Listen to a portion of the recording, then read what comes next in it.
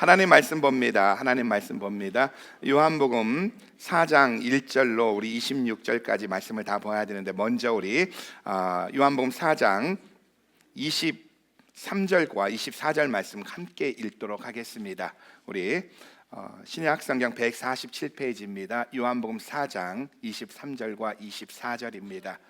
찾으신 줄 알고 같이 한번 한 목소리로 합독합니다. 시작. 아버지께 참으로 예배하는 자들은 영과 진리로 예배할 때가 오나니 곧 이때라. 아버지께서 이렇게 자기에게 예배하는 자를 찾으시느니라. 하나님은 영이시니 예배하는 자가 신령과 진정으로 예배할지니라. 아멘. 오늘 저는 요한복음 4장 1절로 26절 말씀을 통하여서 제가 어디서 이 물을 얻겠습니까? 제가 어디서 이 물을 얻겠습니까? 이런 제목을 가지고 말씀을 나누고자 합니다. 오늘 본문에 나오는 사마리아 여인은요, 평판이 좋지 않은 여자입니다. 중동에서 뜨거운 태양빛을 피하여 주로 사람들은 이른 아침에 이른 시간에 물을 기르러 우물에 갑니다. 그리고 여인들에게 우물이란 물만 기르는 곳이 아니라 대화를 나누고 정보를 교환하는 곳입니다. 지금의 미용실과 같습니다. 대개 모든 소문은 미용실에서 시작되어집니다. 누구네 집 샀대, 어디 세일한대, 누구네 부부싸움 했대, 걔 아빠 알잖아, 그러면서 동네 소식이 다 전달되는 것이 바로 미용실이듯이 당시엔 우물이 바로 그런 정보 교환의 장소였습니다. 근데 사마리아 여인은요, 6절에 보면 제6시쯤에 물을 기르러 우물에 왔다고 합니다. 6시는 지금 시간으로 난 12시입니다. 대다수의 여자들이 이른 아침에 뜨겁지 않은 시간에 우물에 물을 길러 오는데, 이 여인은 태양이 내리쬐는 난 12시에 아무도 물을 길러 오지 않는 난 12시에 혼자서 우물에 물을 길러 왔다는 거예요. 이 말은 이 사마리아 여인에게 무슨 사연이 있다는 겁니다. 모든 사람들이 오는 그 시간에 오지 아니하고 아무도 없는 그 시간에 물을 길러 왔다는 것은 이 여인에게 무슨 사연이 있다는 거예요.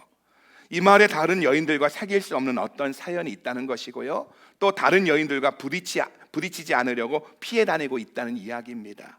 그녀는 다른 사람과 부딪히지 않으려고, 사람과 만나지 않으려고 아무도 없는 그 시간에 물을 기르러 왔다는 겁니다. 그리고 그 사연이 18절에 나옵니다. 결혼을 5번 했다는 사실을 미루어 볼 때 이 여인은 그 마을의 가십의 대상이었고요, 실제로 많은 여인들에게 피해를 입혔다는 겁니다. 그래서 많은 여인들로부터 원망의 소리를 듣고 있었다는 거예요. 그래서 자신을 미워하고 경계하는 다른 여인들과 함께할 수 없었기에, 그 눈빛이 싫었기에 아무도 물을 길러오지 않는 태양이 내리쬐는 난 12시에 사람들을 피해서 물을 기르러 우물가에 왔다는 거예요.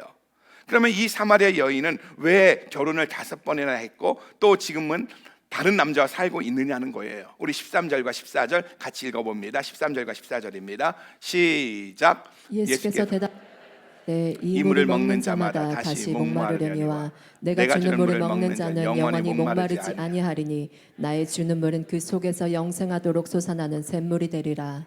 이 물을 마시는 자는 다시 목마르려거니와, 이 물을 마시는 자는 다시 목마르다. 무슨 말이죠? 이 여인의 내면에는 아무리 노력해도 채울 수 없는 어떤 목마름이 있었다는 거예요. 그래서 이 목마름 때문에 그녀는 세상 사람들이 가지고 있는 통상적인 실수를 했던 겁니다. 그러면 그녀가 저지른 통상적인 실수가 뭐냐는 거예요. 그것은 내면에 있는 목마름을 남자와의 관계로 채울 수 있다고 생각했다는 거예요. 그 내면에 끊임없는 그 목마름 때문에 고민했고, 이 목마름은 남자로 해결할 수 있다고 생각했다는 거예요. 분명 그녀는 만약 내가 원하는 그 남자를 만나기만 한다면, 내가 꿈에 그리는 그 남자를 만나기만 한다면 내 삶에 참 만족을 얻으리라. 참 만족을 얻기 위해서, 목마름을 위해서 잘생긴 남자도 사귀어봤고요, 돈 많은 남자도 결혼했고요, 매너 있는 남자와도, 똑똑한 남자와도 결혼하다 보니까 지금 5번째 남자와 결혼했고 지금 남자와는 동거 중이라는 거예요. 그러기에 그녀는 아마도 매번 새로운 남자를 만날 때마다, 야, 내가 찾던 이상형이야, 이 남자야말로 나에게 진정한 행복을 가져다 줄 사람이라고 생각했다는 겁니다. 그런데 문제는 여전히 목마르다는 거예요. 돈 많은 남자 만나면 해결될 줄 알았는데 또 목마르고, 똑똑한 남자 만나고 매너 있는 남자 만나면 목마르지 않을 줄 알았는데 또 목마르고, 여전히 목마르다는 겁니다. 사실 이 여인만 그런 것이 아니라 이 세상 모든 사람들 마음속에는 어떤 목마름이 있다는 거예요. 그리고 모든 목마름의 근원은 영적 목마름인데 이 영적 목마름이 해결되지 않아서 통상적인 실수를 한다는 거예요. 우리가 쓰러지고 넘어지는 이유는 바로 우리 속에 있는 내면에 있는 영적 목마름이 해결되지 않아서라는 겁니다. 사람이 무엇으로 만들어졌느냐 물으면 세상 사람들은 70%의 물과 20%의 단백질과 10%의 지방 이런 것으로 만들어졌다고 이야기합니다. 그런데 성경은요 인간의 구성 요소를 이렇게 말씀하고 있어요. 무엇으로 만들어졌느냐? 창세기 2장 7절에 보면 하나님께서 인간을 만드실 때 이렇게 말씀하고 있습니다. 같이 한번 읽어봅니다. 시작. 여호와 하나님이 흙으로 사람을 지으시고 생기를 그 코에 불어넣으시니 사람이 생명이 된지라. 하나님께서 사람을 만드실 때 흙으로 만들었다는 거예요. 그리고 그 흙 위에 생기를 불어넣었더니 사람이 되어졌다는 거예요. 바로 흙은 육체를 의미합니다. 그리고 하나님의 생기는 영을 의미합니다. 그리고 영과 육체가 부딪히면 파생된 것이 혼입니다. 그래서 인간은 영과 혼과 육으로 또 다른 어떤 부분엔 영혼과 육체라고 성경은 말하고 있다는 거예요. 육체의 기능이 뭡니까? 배고프다, 졸립다. 이 본능적인 것은 육의 기능이고요. 혼의 기능은 아름답다, 멋있다. 그 예술적인 부분은 혼의 기능입니다. 그리고 영의 기능은요, 하나님을 찾는 겁니다. 근데 사람은 영적 존재이기 때문에 영적 목마름이 있다는 거예요. 모든 사람은 하나님께서 영적 존재로 만들었기 때문에 사람 속에는 영적 목마름이 있다는 거예요. 다윗은 이 영적 목마름에 대하여 시편 63편 1절로 4절에 보면 이렇게 이야기하고 있어요. 먼저 1절 읽어볼까요? 시작. 하나님이여 주는 나의 하나님이시라. 내가 간절히 주를 찾되 물이 없어 마르고 곰핍한 땅에서 내 영혼이 주를 갈망하나이다. 내 육체가 주를 무슨 말입니까? 쩍쩍 갈라져서 매마다 쩍쩍 갈라진 이 땅바닥이 물을 갈망하듯이 사람은 영적 존재이기 때문에 하나님을 향한 갈망이 있다는 거예요. 끊임없는 그 갈망이 있다는 거예요. 2절 계속 읽어봅니다. 시작. 내가 이와 같이 성수에서 주를 바라보았나이다. 3절 시작. 생명보다 나음으로 내 입술이 주를 찬양할 것이다. 4절 이러므로 내 평생에 주를 송축하며 주의 이름으로 인하여 내 손을 들리라. 우리는 영적 존재이기 때문에 목마름이 있는데 그 목마름이 해결되고 주님을 만났을 때 내가 성수에서 손을 들고 주를 찬양한다는 것처럼 우리 안에 하늘의 기쁨이 임한다는 거예요. 또 시편 42편에서는 이 영적 목마름을 이렇게 말합니다. 사슴이 시냇물을 찾아 갈급함 같이 내 영혼이 주를 찾기에 갈급하다고 고백하고 있다는 거예요. 사람 속에는 영적인 목마름이 있다는 거예요. 이와 같이 사람들은 하나님을 향한 영적 목마름이 있기 때문에 영적 목마름이 해결되지 않을 때 사마리아 여인이 결혼을 5번이나 했던 것처럼 이 목마름을 채우기 위해서 각양각색의 방법을 사용한다는 거예요. 그래서 어떤 사람들은 이 목마름을 돈으로 채우려 하고요, 성공으로 쾌락으로 채우려 하고요, 남자로 여자로 채우려 하고요, 또 어떤 사람은 술로 쾌락으로 채우려 한다는 겁니다. 오늘 우리는 예수님께서 목마른 사마리아 여인에게 영원히 목마르지 않는 생수에 대해서 말씀하고 계신다는 것에 대해서 주목해야 됩니다. 모든 사람은 영적인 존재이기 때문에 영적인 목마름이 있는데 그 영적인 목마름이 해결되지 않았기 때문에 우리가 세상의 방법을 간구하고 있지만 하나님은 오늘 이 사마리아 여인을 통해서 영원히 목마르지 않는 생수, 그게 뭐냐? 영적으로 채워지는 이 생수가 뭐냐에 대해서 이야기해주고 있다는 거예요. 우리 14절 다시 읽어봅니다. 14절입니다. 시작. 내가 주는 물을 먹는 자는 영원히 목마르지 아니하리니 나의 주는 물은 그 속에서 영생하도록 솟아나는 샘물이 되리라. 여기에 열쇠가 있는 거예요. 이 세상의 쾌락의 물을 마시는 사람은요, 잠시 동안 즐겁겠지만 금세 다시 목마르다는 거예요. 성공으로, 돈으로 우리가 영적인 목마름을 채우려고 하지만 순간은 갈급함을 해결된 것 같지만 다시 목마르다는 거예요. 그리고 이것은요, 이 세상에 추구하는 모든 종류의 야망에 적용될 수 있고요, 이 세상 모든 욕구에 적용될 수 있다는 거예요. 그래서 팀 켈러 목사님은 끊임없이 우리 인간들은 어떻게 한다고요? 내가 신을 만든다는 거예요. 바로 이 목마름을 해결하기 위해서 우리 스스로가 신을 만든다는 겁니다. 우리는 여기서 먼저 예수님께서 이 목마른 여인에게 접근하고 계신 방법에 주의를 기울여 보아야 합니다. 예수님은 먼저 이 여인을 찾아가 만나주시고요, 일상적인 이야기로 대화를 시작했다는 거예요. 목마름이란 우리들 모두가 느끼는 물을 향한 갈망입니다. 여러분, 목마름이 뭔지 모르시는 분 있어요? 지금 느낀 게 그냥 목마름이에요.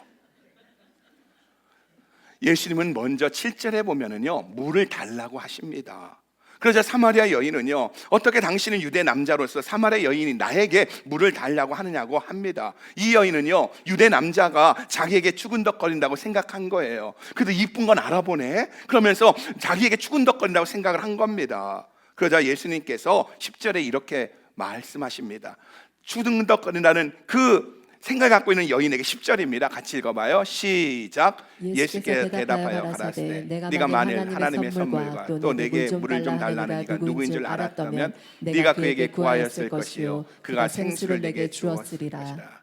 예, 물 좀 달라는 이가 누군지 알면 하나님의 선물과 생수를 줄 거다, 이렇게 이야기합니다. 그러자 이 사마리아 여인은 11절에서 이렇게 대답하죠. 11절 또 읽어봅니다. 시작. 여자가 가로되 주여 물 기를 그릇도 없고 이 우물은 깊은데 어디서 이 생수를 그릇도 얻겠습니까? 없고 이 물은 깊은데 어디서 물을 얻을 수 있겠습니까? 했더니 이 질문에 13절과 14절에 예수님이 이렇게 말씀하십니다. 다시 한번 읽어봅니다. 시작. 예수께 대답하여 가라사대 이 물을 먹는 자는 다시 목마르려니와 내가 주는 물을 먹는 자는 영원히 목마르지 아니하리니 나의 주는 물은 그 속에서 영생하도록 솟아나는 샘물이리라. 그러니까 예수님께서 갑자기 대화의 주제를 바꾼 겁니다. 물 좀 달라는 일반적인 목마름에 대해 말씀하다가 물에 대해서 이야기하다가 영생이라는 영적인 목마름에 대한 말씀을 시작했다는 거예요.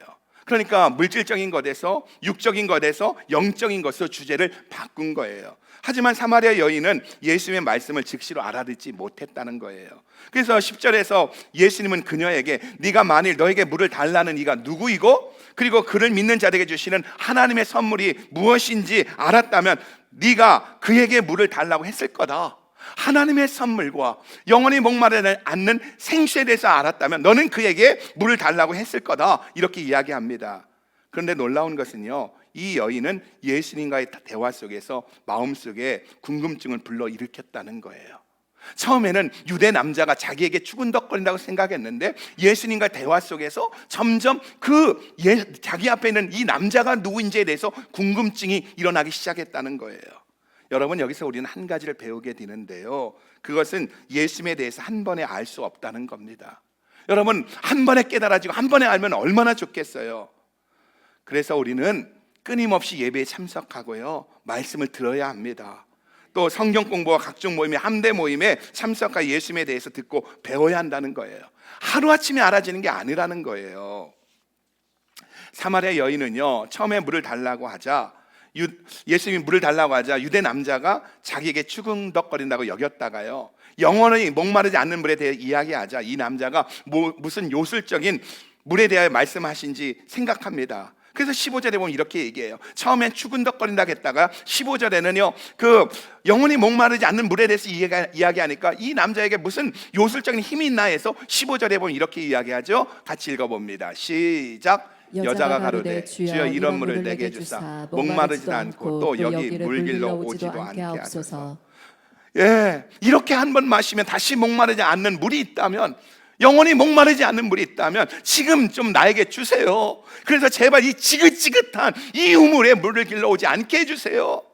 나는 그 사람도 싫고 저 사람도 싫습니다. 그럼에도 먹고 살기 위해서, 마시기 위해서 이 물에 오는데 이 지긋지긋한 물에, 이 우물에 물을 길러오지 않도록 그 물을 달라고 이야기합니다. 그러자 예수님은요, 16절에서 그녀에게 가서 네 남편을 데려오라고 합니다. 여러분, 이건 무슨 뚱딴지 같은 소리예요. 한 번 마시면 다시는 목마르지 않는 물을 달라고 했더니 예수님은 이 여인에게 남편을 데려오래요. 예, 그래서 한 번 마시면 목마르지 않는 그 물을 좀 주어서 이 지긋지긋한 곳에 물 길러 오지 않게 해주세요. 그랬더니 네 남편 데려와, 그러는 거예요. 순간 이 여인은요, 뒤통수를 한 대 얻어맞은 것 같아요. 왜냐하면 바로 이 부분이 그녀의 가장 약한 부분이었기 때문입니다. 간혹 우리는 다른 것은 몰라도 제발 그 말만은 안 했으면, 그 부분만은 건드리지 않았으면 하는 것들이 있습니다. 아마 사마리아 여인에게 남편 문제만큼은, 남자 문제만큼은 꼭꼭 숨기고 싶었던 부분이었을 거예요. 그래서 아무도 물 길러 오지 않는 난 12시에 물 길러 왔던 거예요. 자기의 문제가 자꾸 이슈화되는 게 싫었기 때문에, 사람을 만나고 싶지 않았기 때문에 아무도 물을 길러 오지 않는 난 12시에 물을 길러 왔던 거예요. 남편을 데려오라는 예수님의 말씀에 이 여인은 일순간 절망했지만 이 여인의 아름다움은요, 자기의 상처를 드러낼 줄 알았고요, 또한 솔직하기로 결심했다는 거예요. 예, 남편을 데려오라는 말에 그 여인은요, 절망했지만, 드러내고 싶지 않았지만 그 순간 아름다움은 드러냈다는 거예요. 상처를 드러냈다는 거예요. 그래서 남편이 없다고 대답합니다. 솔직한 대답입니다. 이 여인의 솔직한 고백 속에 예수님은 그녀에게 하나님의 선물이 무엇이며 자신이 누구인지에 대해서 말씀하기 시작했다는 거예요. 우리 16절과 17절입니다. 같이 읽어봅니다. 시작. 가라사대 가서 내 남편을 불러오라. 여자가 대답하여 가로되 나는 남편이 없나이다. 예수께서 가라사대 네가 남편이 없다는 말이 옳도다. 그녀는요, 남편을 5이나 바꿔가면서 목마름을 해결하려고 했어요. 그 목마름 때문에 지금도 아직 결혼하지 않은 채 한 남자와 살고 있는 겁니다. 예, 목마르지 않게 그 목마름을 해결하려고 수없는 남자를 만났고, 그리고 이 남자마저도 확실하지 않았기 때문에 그냥 그 남자와 동거하고 살고 있었던 거예요. 그러면서 여전히 목마름이 있었던 거예요. 그러자 18절에서 예수님 그래요. 네 남편이 없다는 말이 맞다. 네가 남편이 5이 있었으나 지금 있는 자도 네 남편이 아니니 네 말이 참되다고 말씀하시자 이 여인은 깜짝 놀랍니다. 아마 이 여인은 이 사람이 누구지? 이 남자가 누구지? 이 사람이 누군데 남의 사생활을 이렇게 잘 알아? 내 속사정을 어떻게 이렇게 잘 알아? 유대인의 행색을 하고 있는 거 보면 사마리아 남자가 아닌데, 사마리아 남자가 아니라면, 우리 동네가 남자가 아니라면은 나에 대한 소문을 듣지 않았을 텐데 왜 이렇게 나에 대해 잘 알지? 이 사람이 누구야? 이게 누구야? 누구인데 내 사정을 이렇게 잘 알지? 이렇게 생각했다는 거예요. 여러분, 예수님이 원하셨던 것이 바로 이겁니다. 그녀로 하여금 예수님이 누구신가에 대하여 고민하게 하셨다는 거예요. 요한복음 3장에 보면은 니고데모가 예수님을 밤중에 찾아와서는요, 랍비여, 우리가 당신은 하나님께로 오신 선생인 줄 아나이다. 하나님이 함께하지 아니하시면 당신이 행하시는 이 표적들, 떡 5덩어리와 물고기 2마리로 5,000명을 먹이시고 물로 포도주를 만드신 이 표적들을 할 수 없습니다. 하나님이 함께하지 않으면 아무라도 이 표적을 행할 수 없습니다라고 고백합니다. 여러분, 이 말뜻이 뭔지 아세요? 니고데모가 찾아와서 예수님께 하신 말뜻이 뭔지 아세요? 도대체 당신은 누구냐는 거예요. 당신은 누구시기에 떡 5덩어리 물고기 2마리 5,000명을 먹이고, 당신은 누구시기에 물로 포도주를 만드시냐는 거예요. 여러분, 인류 역사상 가장 위대한 질문이 뭐라고 했지요? 니고데모를 나누면서 인류 역사상 가장 위대한 질문이 뭐라고 했지요? 그것은 바로 니고데모가 한 질문이라는 거예요. 또 사마리아 수가성 물가의 여인이 한 질문입니다. 예수여, 당신은 누구십니까? 당신은 누구십니까? 라는 이 질문, 예수여 당신은 누구십니까? 라는 이 질문이 인류 역사상 가장 위대한 질문이라는 거예요. 그리고 그녀는 예수님께 이렇게 말하죠. 당신은 누구십니까? 19절 계속 봅니다. 시작. 여자가 가로되 주여 내가 보니 선지자로소이다.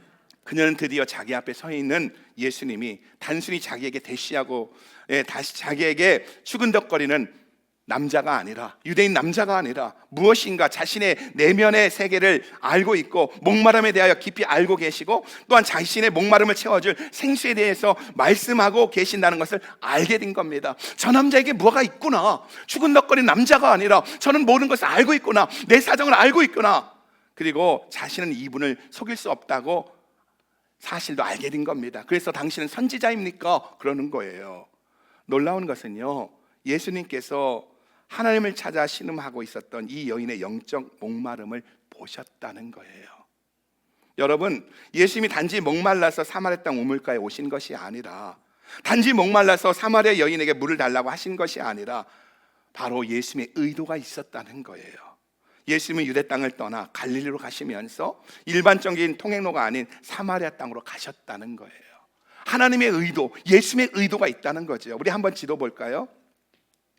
여기 예루살렘입니다. 여기는 갈릴리 지역입니다. 예루살렘에서 갈릴리로 가려면은 그 당시에 통상적으로 사람들이 선택했던 루트가 여리고로 내려가서, 지금도 이 다리가 있습니다. 요르단과 이스라엘 사이에 보더가 있는데 그것이 뭐냐면 후세인 브릿지라는 곳입니다. 지금도 있어요. 그곳을 건너서 요단 동편을 타고 올라가다가 지금 벳산에서 다시 다리를 건너서 갈릴리로 갔습니다. 아마 그때는 다리는 없었겠죠. 배를 타고 건넜겠죠. 모든 사람들이 예루살렘에서 바로 갈릴리로 가라면 직선 코스로 가지 아니하고 어떻게 했다고요? 바로 여리고 내려가서 요단 동편으로 갔고 강을 건너서 다시 갈릴리로 갔다는 거예요. 그런데 예수님은 어떻게 했다고요? 지금 예루살렘에서 통상적인 사람들이 가지는 루트가 아닌 다른 길, 바로 사마리아 세겜에 갔다는 거예요. 당시에 사마리아는요, 나쁜 이름의 대명사입니다. 사마리아는 피의 순수성을 잃은 지역입니다. BC 722년에 아수르가 사마리아 땅을 점령한 후에 사마리아 땅의 유대인들의 절반을 잡아다가 다른 곳에 이주시키고요, 다른 민족을 잡아다가 사마리아 땅에 갖다가 풀어놓았습니다. 그래서 아수르는 이렇게 사마리아 땅의 유대인들을 다른 민족과 섞어버린 거예요.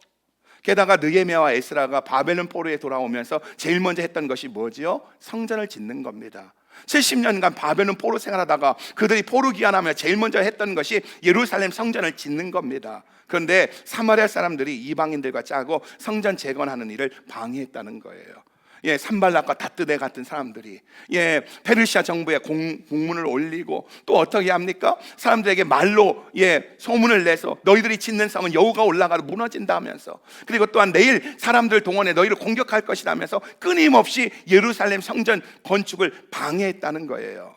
그러자 유대인들은요, 사마리아인들을요 민족적 배신자로, 언약의 파기자로 여기고 상종하지 않았다는 거예요. 이런 계기로 유대인들은요, 이방인들보다 사마리아인들을 더 미워하고 상종하지 않았다는 거예요. 그래서 어떻게 합니까? 그들이 바로 직선으로 가지 않고 사마리아로 가지 않고 이 땅을 이제 개 취급하며 이방인 취급하면서 저주받은 땅이라고 이야기하면서 예루살렘에 있던 유대인들이 바로 요단강을 건너 요단 동편으로 가고 요단강을 건너 갈릴리로 갔다는 거예요. 그 당시 이게 루트였다는 거예요. 그런데 예수님이 어떻게 했다고요? 사마리아 땅으로 가셨다는 거예요. 세겜으로 가셨다는 거예요. 여러분, 이런 역사가 지금 약 500년 이상 내려오고 있는 겁니다. 그런데 예수님이 사마리아 땅으로 가셨다는 거예요. 본문 4절에 보면 사마리아로 통행해야겠다, 예수님이 제자들이 이렇게 말하는 거예요. 사마리아로 통행해야겠다. 이 말씀은요, 예수님의 의지를 보여주고 있는 겁니다. 우리는 요한복음 3장에서요, 유대인의 관원이고 바리새인이고 이스라엘의 선생이고 부자인 니고데모를 보았습니다. 니고데모가 바리새인이고 유대인의 관원이고 선생이고 부자란 말은 니고데모는 당시 1%, 아니 0.1%에 속하는 금수저 중에 금수저였다는 거예요.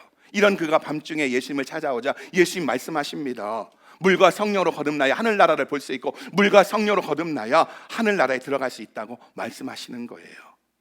이에 비하여 오늘 본문에 나오는 요한복음 4장에 나오는 이 여인은요, 예루살렘이 아닌 역사 속에 버림받은 땅인 사마리아 땅에 살고 있다는 겁니다.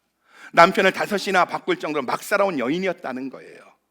그러니까 이 여인은요, 니고데모와 정반대로, 금수저 중에 금수저인 니고데모와 정반대로 이름도 신분도 보장되지 않은 험한 인생을 살아온 천한 여인이었다는 거예요. 그런데 예수님은요, 니고데모에게 물과 성령으로 거듭나지 아니하면 하나님 나라를 들어갈 수 없다, 영생을 얻을 수 없다, 이 여인에게 영원히 목마르지 않는 생수에 대해서 말씀하셨다는 거예요. 무슨 말이지요? 예수님은 이 두 사람 모두에게, 니고데모든 아니면 천하디 천한 사마리아 여인도 예수님이 필요하다는 것을 이야기하고 있는 거예요. 쉽게 말해 우리 모두는 하나님을 알아야 하고요, 우리는 하나님을 만나야 존재인 줄 믿으시기 바랍니다. 금수저 중에 금수저인 니고데모도, 천하디 천한 이 여인도 예수가 필요했다면 오늘 우리 모두는 예수가 필요한 줄 믿으시기 바랍니다. 또 예수님과의 만남에 있어서 니고데모는요, 밤에 스스로 예수님을 찾아올 만큼 용기가 있고요, 영적인 갈급함이 있었습니다. 당당했어요. 밤중에 찾아왔어요. 그럴 정도로 갈급함도 있고 용기도 있었지만 이 여인은 사람들을 피해서 아무도 물을 길러오지 않는 낮 12시에 우물에 나올 만큼 자포자기 인생에서 예수님을 만나게 되었다는 겁니다. 무슨 말입니까? 예수님은 우리 모두를 사랑하시기에 포기하지 않는다는 거예요. 오늘 여러분이 어떤 상황이든 어떤 지금 상황과 분위기에 있든지 간에 오늘 이 자리에 나와 있다는 것은요, 바로 하나님이 여러분을 포기하지 않는다는 거예요. 하나님은 여러분을 구원시키고 영생시키길 원하는 것이 하나님의 플랜인 줄 믿으시기 바랍니다. 니고데모에게 예수가 필요했듯이, 천하디 천한 이 사마리아 여인에게 예수가 필요했듯이 우리 모두는 예수가 필요한 존재인 줄 믿으시기 바랍니다. 베스트셀러 작가인 고든 맥도날드라는 목사님이 계십니다. IVF의 총재이시기도 했죠. 우리 단체 IVF의 단체 총재이기도 했는데, 이 목사님이 하루는 한 고아원을 방문했다가요, 한 여자아이가 유독 따돌림 당하고 있는 모습을 보게 됩니다. 이 여자아이는 참 우울해 보였습니다. 아무도 그녀를 인정해주지 않습니다. 왕따시킵니다. 사실 그 아이는 자랑할 것이, 이쁜 구석이 세상적으로 볼 때 특별한 것이 아무것도 없어 보였습니다. 이때 맥도날드 목사님이 여자 옆으로 가서는 큰 수를 이야기하지 않고요, 속삭이듯 여러 가지 이야기를 합니다. 야, 밥 먹었니? 오늘 메뉴가 뭐였어? 네 보조개 참 예쁘다. 너 예쁘다? 이런 얘기를 합니다. 그러자 주변 아이들이 무슨 얘기를 하는지 궁금해서 맥도날드 목사님과 이 여자아이가 소곤소곤 이야기하니까 무슨 이야기를 하는지 궁금해서 아이들이 들으려고 몰려들기 시작합니다. 그러자 맥도날드 목사님은 몰려드는 아이들에게 저리 가라고 밀치면서 두 사람만 소곤소곤 이야기합니다. 그 이야기의 주제는 별거 아닙니다. 간단합니다. 너 이를 보니까 누렇다. 오늘 이빨 닦았어? 안 닦았어요. 아니야, 하루에 3번씩 닦아야 돼. 뭐 이런 얘기 했다는 거예요. 별 의미 없는 일상적인 이야기를 한 겁니다. 그런데 아이들은요, 무슨 대단한 이야기가 있는 것처럼 여기고는 들으려고 몰려들기 시작하더라는 거예요. 그러면 목사님은 들으려고 오는 아이들을 쫓아버리고 이 여자아이와만 이야기했다는 거예요. 그리고 헤어질 땐 큰 소리로 이야기합니다. 너 나하고 약속한 거 꼭 지켜야 돼. 모두가 들으라고. 너 나하고 약속한 거 꼭 지켜야 돼 하면서 손도장까지 찍고 가더라는 겁니다. 그랬더니 다른 아이들이 무슨 대단한 약속이나 한 것처럼 생각하고 이 아이를 인정해 주더래요. 야, 너 대단하다. 너 어떻게 저 목사님 알아? 너 어떻게 목사님과 1대1로 약속하니? 너 굉장하다 하면서 인정해 주더라는 거예요. 그 다음부터 이 여자아이에게 희망이 생기게 되었고요, 다시는 왕따당하지 않았다는 겁니다. 고든 맥도날드 목사님이 치유에 대해 든 예화입니다. 무슨 말이냐 하면은요, 사람들에게는 이렇게 누군가로부터 인정받는다는 비밀이 있을 때 자신감을 가질 수 있다는 거예요. 여러분, 예수 믿는 우리는 어떤 존재인지 아세요? 한마디로 예수님과 나는 꿈의 대화가 있는 사람들입니다. 예수님과 사랑의 대화를 나눈 사람들이라는 거예요. 다른 사람들이 알지 못하는, 하나님과 나만 아는 1대1의 대화가 있는 사람이라는 거예요. 그래서 우리는요, 자신만만한 사람들이라는 겁니다. 어떤 일 앞에서도 비굴해지지 않고 자신만만한 사람들이라는 거예요. 너희들이 알지 못하는 것을 나는 가지고 있다. 너희들이 보지 못한 걸 나는 봤다. 예수님이 나를 인정해 주신다. 예수님과 어제 사랑의 대화를 했다. 이런 믿음이 있기 때문에 당당하다는 거예요. 우리 옆 사람 얼굴 좀 보세요. 우리는 당당한 자들입니다. 시작.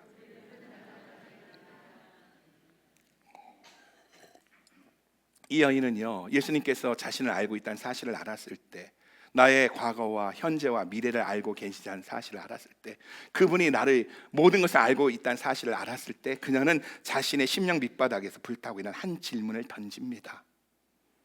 제가 어디서 이 물을 얻을 수 있습니까? 자기의 모든 것을 알고 있다는 사실 앞에서 이 여인은 질문합니다. 제가 어디서 이 물을 얻을 수 있습니까?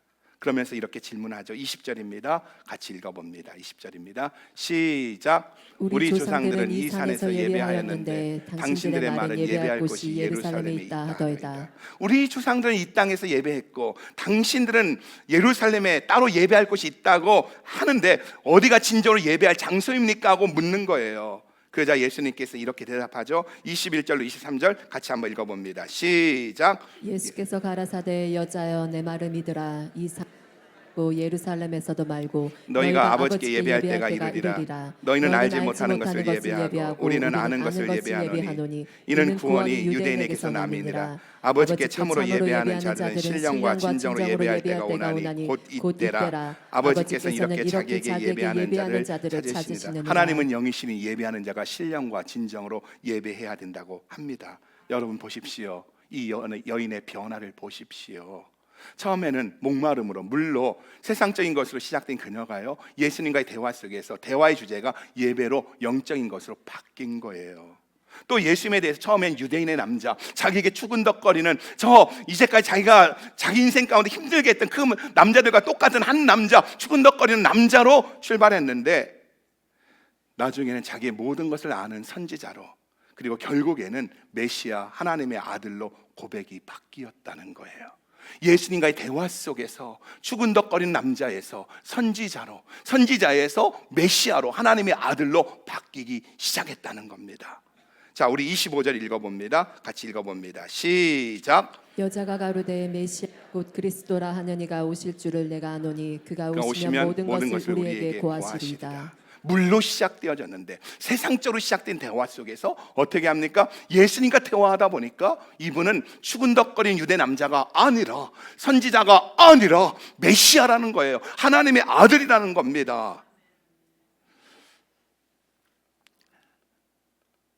지금 사마리아 여인의 생각이 분명해지고 명확해진 겁니다. 여러분, 우리가 요한복음을 나누면서 요한복음의 기록 목적이 뭐라고 했죠? 우리 한번 요한복음 20장 31절 한번 읽어볼까요? 우리가 요한복음의 기록 목적 같이 읽어봅니다. 시작. 오직 이것을 기록하면 너희로 예수께서 하나님의 아들 그리스도이심을 믿게 하려 하며 또 너희로 믿고 그 이름을 힘입어 생명을 얻게 하려 함이니라. 오직 이것을 기록하면, 적게는 요한복음이고요, 넓게는 성경입니다. 여러분, 그런데 요한복음의 기록 목적이, 성경의 기록 목적이 뭐라고요? 우리로 예수 그리스도가 하나님의 아들이심을 믿어 영생을 얻게 하려 하심이라. 성경의 초점은요, 저와 여러분이 예수 그리스도를 하나님의 아들로 믿어서, 그리스도로 믿어서, 메시아로 믿어서 영생을 얻는, 영원히 목마르지 않는 그 생수를 얻게 하는 것이 성경의 기록 목적인 줄 믿으시기 바랍니다. 그리고 예수님이 하나님의 아들이란 말은요, 예수님은 하나님이란 거예요. 예수님은 신화적 존재도 아니고요, 어떤 휴머니스트도 아니고 하나님이시라는 거예요. 그리고 이것을 믿을 때 영원한 생수, 영원한 생명을 얻게 된다는 겁니다. 그래서 예수님은 26절 이렇게 대답합니다. 25절에서 사마리아 여인이 메시아 곧 그리스도 하는 이가 오실 줄 내가 아나이다. 추근덕거린 남자에서, 선지자에서 메시아로 넘어온 그 여인에게 26절에 예수님이 이렇게 말씀합니다. 같이 읽어봐요. 같이 읽어봅니다. 26절 시작. 예수께서 이르시되 내게 말하는 내가 그라 하시니라.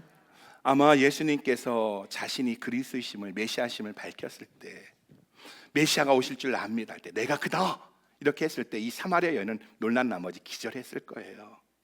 나에게 물을 달라고 있는 그가 추근덕거리는 남자가 아니라, 선지자가 아니라 약속하신 메시아다 할 때 그는 깜짝 놀랐을 거예요. 아마 기절했을 겁니다. 여러분, 이게 예수님 만나는 풍경이에요. 오늘 우리가 예수님 만나는 풍경입니다. 우리는 교회에 처음 나와서는요, 졸면서 설교를 듣는다는 거예요. 도대체 무슨 말인지 몰라 졸리기만 합니다. 왜 이렇게 오늘따라 저 목사님 소리만 지르고 이렇게 길어 한다는 거예요. 그리고 헌금도요, 눈치 보면 안 할 수 없어서 합니다. 그래서 졸다가도 헌금 시간에 정신이 똑바로 차립니다. 왜 잘못 꺼내면 큰일 나니까. 그리고 또 어떻습니까? 다 괜찮은데 또 기도할 때 막 11조에 대해 기도하면은 저 목사 돈만 발치는 것 같아 하면서 그것도 불쾌합니다. 그리고 또 남들이 하니까 분위기상 봉사도 해요. 얼떨결에 금요 예배도 가고요, 친구 따라 함대 예배도 간다는 겁니다. 우리가 처음에 이렇게 출발을 한다는 거예요. 그러나 놀라운 것은요, 우리가 계속 예배에 참석하면서, 계속 모임에 참석하면 놀라운 것은 시간이 지나면서 설교가 들려오더라는 거예요. 저게 무슨 소리인지 알아듣겠다는 거예요. 차츰 예수님에 대하여 눈이 떠진다는 겁니다. 그러다 어느 날 자기 자신에게 질문해 본다는 거예요. 예수님, 당신이 정말 나를 위해 죽었다 살아나신 구세주입니까? 예수님, 당신이 정말 성경에서 말하고 있는, 저렇게 말하고 있는 구세주이십니까? 나를 위해 죽으시고 부활하신 구세주이십니까? 라고 질문을 한다는 거예요. 그러면서 만나고 싶습니다, 이런 고백이 생긴다는 거예요. 이때 예수님이 그래, 내가 그다 라고 대답해 주신다는 거예요. 이때 눈물이 나는 거예요. 마음에 큰 변화가 일어나는 거예요. 안 올라가던 손이 쑥 올라가기도 하고요. 그분은 살아계신다, 나는 그분을 만났다, 그분이 나의 구세주 예수 그리스도시다, 그분이 나를 사랑하신다, 이 감격 속에 사는 겁니다. 여러분, 여러분에게 예수님은 누구십니까? 오늘 여러분에게 예수님은 누구십니까? 예수님이 유대인으로, 유대 남자로 여겨지는지요? 아니면 선지자 중에 한 분으로 여겨지는지요? 아니면 하나님의 아들 메시아이신지요? 이 여인은요, 추근덕거리는 유대 남자에서, 자기의 비밀을 알고 있는 선지자에서 약속하신 언약된 메시아 하나님의 아들이라고 믿었다는 거예요. 지금 이 순간 예수님을 만날 수 있기를 주의 이름으로 축복합니다. 전에 나누었지만 저는 한 교회를 섬기고 있는 목사입니다. 이 땅에 계신 수많은 목사님들이 고민하듯이 저 또한 그 고민을 합니다. 어떤 고민이냐 하면은요, 함께 예배드린 모든 분들이요 천국에서 만나기를 소원합니다. 여기서 만나고 할렐루야 인사했는데 천국 가서 못 보면 얼마나 힘들겠어요.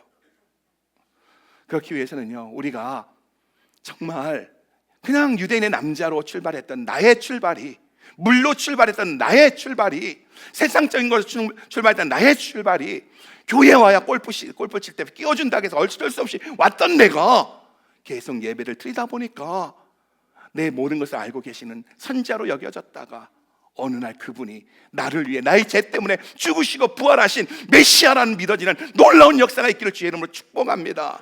이것이 영원히 목마르지 않는 생수인 줄 믿으시기 바랍니다. 그러기에 여러분 부탁합니다. 예수님과 만나도록 예배 자리에, 영적인 자리에 나오시기 바랍니다. 그리고 예수님과의 만남의 시간까지 견디시고 이기시기 바랍니다. 여러분, 오늘 이 여인도 하루아침에 한 게 아니에요. 예수님과의 대화 속에서 서서히 그리고 결국은 메시아로 고백했다는 거예요. 근데 놀라운 것은요, 예수님이 의도적으로 사마리아 우물가에 갔다는 거예요. 오늘 여러분 이 자리에 계신다는 사실은, 오늘 여러분이 이 예배 자리에 있다는 사실은요, 하나님이 여러분을 향해서 여러분의 인생 가운데 의도를 갖고 있다는 거예요. 하나님이 여러분을 구원시키기로 작정하셨다는 거예요. 영생 얻게 하기로 작정하셨다는 거예요. 그러기에 여러분, 그 하나님의 의도 속에서 포기하지 마십시오. 믿음의 자리를 지키시기 바랍니다. 풍파가 일어나고 어떤 상황에서도 흔들리지 말고 믿음의 자리를 지키는 놀라운 역사가 있기를 주 예수 그리스도의 이름으로 축복합니다. 축복합니다. 축복합니다.